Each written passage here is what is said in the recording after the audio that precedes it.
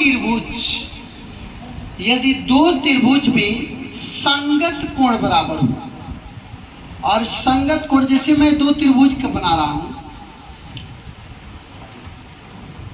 ये दो त्रिभुज है, एक त्रिभुज ए बी और सी, पी क्यू आर। त्रिभुज के दो कसौटी होते हैं, आपको बताया गया है कि त्रिभुज के संगत कोण बराबर होंगे और संगत भुजा समानुपाती होंगे। लेकिन इसमें एक चीज दे चुका है, एक चीज दे चुका है, और एक चीज आपको क्या करना है, प्रूव करना है। क्या करना है, प्रूव करना है।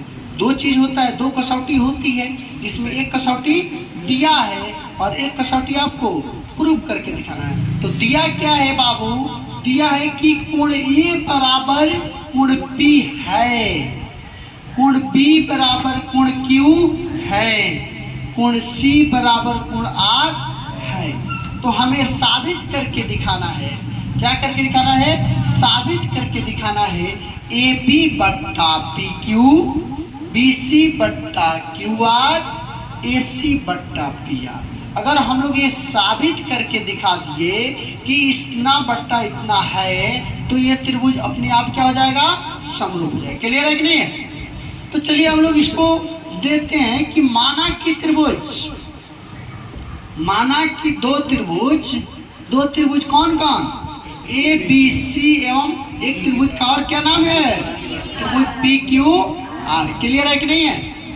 अब ध्यान दीजिए, ए बी सी और पी क्यू आर में दिया क्या है, क्या दिया है बाबू, कोण ए बराबर कोण पी दिया है कि नहीं दिया है, कोण बी बराबर कोण क्यू दिया है ना, कोण सी बराबर कोण आर। साबित करना है, क्या साबित करना है, साबित करना है कि त्रिभुज ए बी सी समरूप त्रिभुज पी क्यू आर। तो साबित कैसे होगा, एक तो कसौटी दिया है और दूसरा का कसौटियां हम साबित कर देते हैं, यानी ए बी बट्टा पी क्यू, बी सी बट्टा क्यू आर, ए सी बट्टा पी आर। अगर साबित कर देते हैं तो हम लिख सकते हैं कि ये दोनों त्रिभुज क्या है, समरूप। क्लियर? चलिए हम लोग एक रचना करते हैं, क्या करते हैं, रचना क्या करते हैं कि हम एक क्यू आर के समानांतर, मैं समानांतर मान नहीं रहा हूं, मैं एक BC के बराबर एक MN रेखा ले लिया। क्या ले लिया, MN रेखा ले लिया। अब ध्यान देंगे, BC के बराबर मैंने क्या ले लिया, MN रेखा ले लिया। सीधे लिख सकते हैं PQ एवं PR, PQ सीधे लिखिए, PQ पर M तथा PR पर N रेखा काटा, खींचा। क्लियर है? मतलब हम लोग M और N जो है बिंदु है, M और N यानी MN एक रेखा PQ और PR के प्रतिच्छेद करते हुए काटा। अब हम लोग यहाँ AB के बराबर हम लोग PM काटा है। रचना में हम लोग एक कर सकते हैं कि AB के बराबर PM काटा, ठीक है, और AC के बराबर हम लोग PN काटा। समझ में आया? यानी इतना AB है उतना हम लोग रचना से मान लिए हैं PM, जितना AC है उतना हम लोग रचना से मान लिए हैं। और प्रमाण में आते हैं, त्रिभुज ABC एवं त्रिभुज PMN में, ध्यान देंगे बाबू, मैंने दो त्रिभुज लिया ABC और इसमें का रचना वाला त्रिभुज PM और M। क्लियर?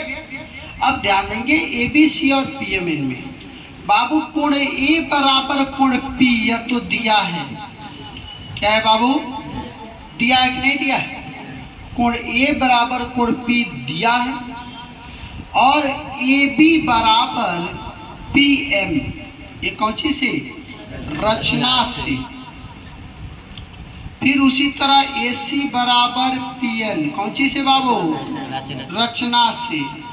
आप याद करेंगे कि जब किसी त्रिभुज के दो को भुजा एक कोण बराबर होगा तो वह त्रिभुज सर्वांसम होगा। क्या होगा? याद है 9th क्लास में पढ़े थे कि जब किसी त्रिभुज के दो भुजा एक कोण बराबर होगा तो त्रिभुज क्या होगा? सर्वांसम होगा। कौन नियम से? SAS से। यानी इसलिए लिख देंगे त्रिभुज ABC सर्वांसम त्रिभुज PFN। कौन नियम से? SAS से। ये बाबू हम पढ़े भी हैं कि अगर कोई त्रिभुज गलतियों से सर्वांसम हो जाए, क्या हो जाए? गलतियों से सर्वांसम हो जाए तो उनका संगत भाग क्या होंगे? बराबर होते हैं। संगत भाग क्या होते हैं? बराबर। तो जब यह सर्वांसम हो गया, जब यह सर्वांसम हो गया तो आप बताइए ना, बाई CP CT से कोण B बराबर क्या हो जाएगा? हाई बराबर हाई होगा कि नहीं होगा? कोण B बराबर कोण M होगा। कोण C बराबर कोण N होगा कि नहीं होगा? बताइए तो। होगा ना हो? या हम समीकरण 1 समीकरण 2 मान लेते हैं, समीकरण 1 और समीकरण 2 मान लेते हैं। तो हम चलते हैं इसके थोड़ा आगे। ध्यान दीजिए, हमने समीकरण 1 में देखा कोण B बराबर क्या? कोण M। यह कहाँ से लाया? हम त्रिभुज को सर्वांसम किया बाई CP CT से B बराबर M आया।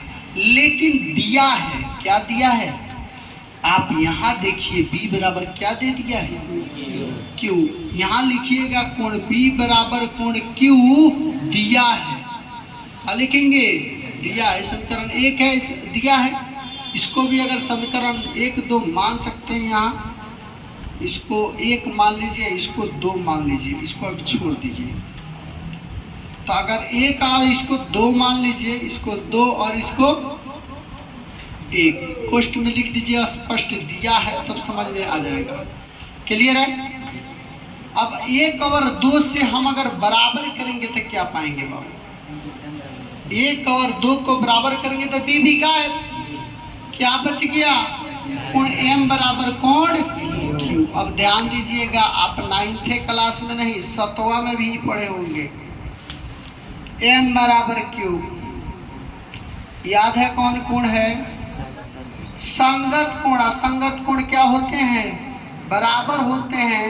असंगत कोण जब होंगे तो एक कंडीशन आ जाएगा। आपको याद है यह चित्र कि जब यह कोण बराबर यह कोण होगा, यह कोण बराबर यह कोण होगा, तो है दोनों रेखा LM क्या होगा? L समानांतर M होगा कि नहीं होगा? पढ़े कि नहीं पढ़े 9th में? तो जब बाबू यह कोण बराबर यह कोण होगा, यहाँ लिख सकते हैं ये संगत कोण है। कौन कोण है? संगत कोण है। इसलिए बाबू MN समानांतर क्या हो जाएगा? QR। MN समानांतर QR। अब देखिए, अब थोड़ा आगे बढ़ते हैं थेल्स के विलोम के पास, चाहे थेल्स के पास। थेल्स प्रमेय क्या कहता है? अगर किसी त्रिभुज के एक भुजा के समानांतर दूसरा भुजा है तो वह भुजा दो अन्य भुजाओं को एक ही अनुपात में विभाजित करती है। पढ़े हैं कि नहीं पढ़े थेल्स प्रमेय से? जब यह इसका समानांतर होगा तब फलना बट्टा फलना और फलना बट्टा चिलना होगा कि नहीं होगा? होगा ना हो। जब यह दोनों भुजाएं क्या होंगे? समानांतर होंगे तो फलना बट्टा फलना, चिलना बट्टा चिलना होगा। तो लिख सकते हैं डायरेक्ट कि PM बट्टा MQ बराबर PN बट्टा NR। यहाँ कोष्ठ में लिख दीजिएगा थेल्स का बात। क्या लिखिएगा? थेल्स प्रमेय से। थेल्स के ना बात से हुआ है। थेल्स ने कहा कि अगर है दोनों भुजवा समानांतर होगा तो है भुजवा आपस में क्या समानुपाती होगा। अब इसको समीकरण आगे मान लेते हैं। क्या मान ले समीकरण? 3 मान लीजिए, चाहे जो भी मर्जी वो मान लीजिए। ध्यान दीजिएगा, PM बट्टा MQ, PM बट्टा MQ है कि नहीं है, और PN बट्टा NR है।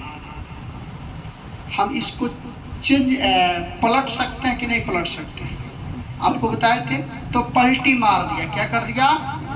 पलटी मारा था। MQ बट्टा PM NR बट्टा PN। क्लियर है कि नहीं है बताएंगे?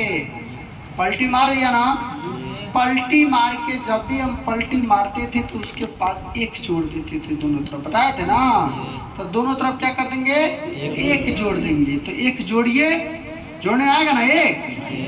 अरे MQ बट्टा PM प्लस 1 कर दीजिए, NR बट्टा PN प्लस 1 कर दीजिए। जोड़ने आता ही है आपको, यह PM हो जाएगा, यह MQ प्लस PM हो जाएगा, यह PN हो जाएगा, यह NR बट्टा क्या हो जाएगा? PN। आइए इसको देखते हैं। MQ plus PM, MQ plus PM बराबर क्या हो जाएगा बाबू? ध्यान दीजिएगा फिर से।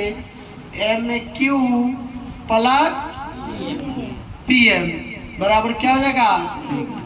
PQ बट्टा PM बराबर NR बट्टा PM, NR बट्टा क्या हो जाएगा? PR बट्टा PM। अब देखिए हम एक चीज लिख रहे हैं बाबू, PQ बट्टा AB और PR बट्टा PN, सॉरी AC। अब आपसे पूछे ये भी कहाँ से लिख दिए? कहीं दिख रहा है? अरे बाबू रचनवा से माने हैं PM बराबर AB और PN बराबर AC। यहाँ कोष्ट में लिख देंगे रचना से। कौन सी से? रचना से। अब देखिएगा क्या है, PM बट्टा AB। अब चाहे AB बट्टा PM बदल भी सकते हैं ना, और PN बट्टा AC। अब चाहे AC बट्टा PN बदल सकते हैं, नहीं बदल सकते हैं, कोई पहले ले सकते हैं। तो हम लोग एक इसको अगर पलटी मारते हैं अगर दोबारा, तो AB बट्टा क्या हो जाएगा? PQ, और ये क्या हो जाएगा? AC बट्टा PR। होगा कि नहीं होगा? जब किसी त्रिभुज में अगर देखने में ये भी आ जाए कि 2 भुजाएं जब संगत होंगे तो उनका तीसरा भुजा अपने आप संगत हो जाते हैं ना। तो हम डायरेक्ट लिख सकते हैं इस प्रकार AB बट्टा PQ बराबर AC बट्टा PR। ये तो साबित करती है, लेकिन एक और बराबर कर सकते हैं डायरेक्ट। क्या? AC बट्टा QR प्रूफ। ठीक है, इसलिए त्रिभुज क्या हो जाएगा? ABC समरूप त्रिभुज क्या? PQR। जब भी आपको बता दें, कोई भी 2 अगर समानुपाती हो जाए तो अपने आप तीसरा हो जाता है। इसका कंडीशन थोड़ा सा समझिए। अब जैसे एगो व्यक्ति को खड़ा करके लाए, 2 व्यक्ति को लाए, मान लो नेपाली है और पंजाबी है, तो इसका हाइट टांग बराबर है। इसका भी जितना टांगवा है उतना ही भी इसका भी टांग बराबर। तो जब दोनों गोड़ा की टांग बराबर है तो दोनों गोड़ा कूदेगा, है ज्यादा कूद जाएगा, कम कूद जाएगा, हयू तो उतने न कूदेगा, इसलिए अपने आप हयू बराबर हो जाता है।